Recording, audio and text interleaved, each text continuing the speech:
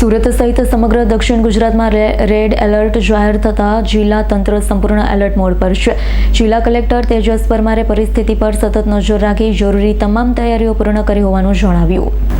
સુરત સહિત સમગ્ર જિલ્લામાં ભારે વરસાદની આગાહીના પગલે જિલ્લા તંત્ર સંપૂર્ણ એલર્ટ મોડ પર છે. જિલ્લા કલેક્ટર તેજસ પરમારે જણાવ્યું હતું કે બંગાળની ખાડીમાં સર્જાયેલું ડીપ ડિપ્રેશન ગુજરાત તરફ આગળ વધી રહ્યું છે. તેની અસર હાલ જોવા મળી રહી છે.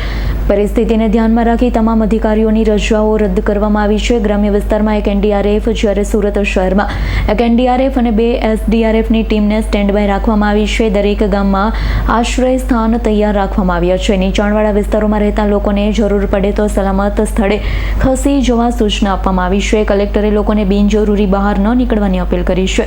સાથે જણાવ્યું છે કે હવામાનની સિસ્ટમમાં ફેરફાર થઈ રહ્યો હોવા છતાં તંત્ર પરિસ્થિતિ પર સતત મોનિટરિંગ કરી રહી હોવાનું પણ કોઈપણ સ્થિતિનો સામનો કરવા સંપૂર્ણ સજ્જ છે. બંગાળની ખાડીમાં જે ડીપ ડિપ્રેશન ક્રિએટ થયું હતું તે અત્યારે આગળ વધતું ગુજરાતની નજીક આવી પહોંચ્યું છે અને તેની અસર સુરત જિલ્લા અને શહેરમાં પણ વર્તાવા લાગી છે.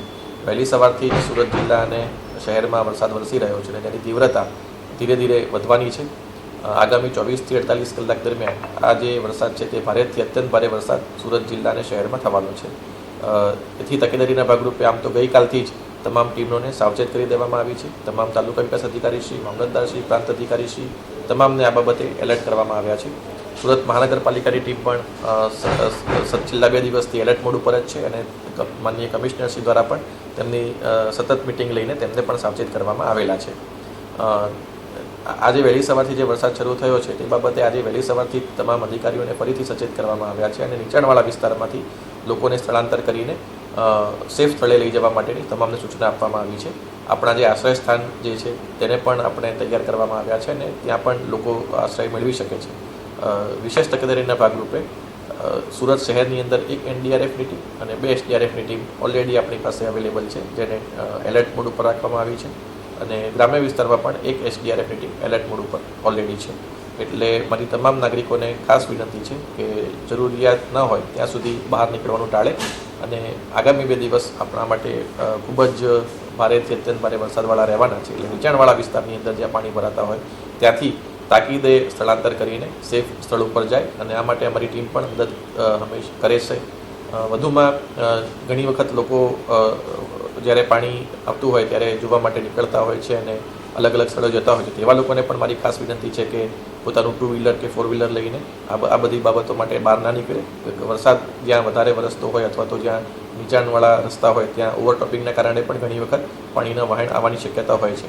તેથી આપણે સાવચેતી રાખી અને અકસ્માત નિવારવા માટે આ પ્રકારની જે એક્શન્સ છે એને ના કરીએ. ડુમસ અને સુવાલી બીચ જે છે ત્યાં પણ અત્યારે લોકોને ના જવા માટે સૂચના આપવામાં આવે છે અને આના માટે પોલીસ તંત્રનો પણ આપણે મદદમાં લઈ રહ્યા છીએ.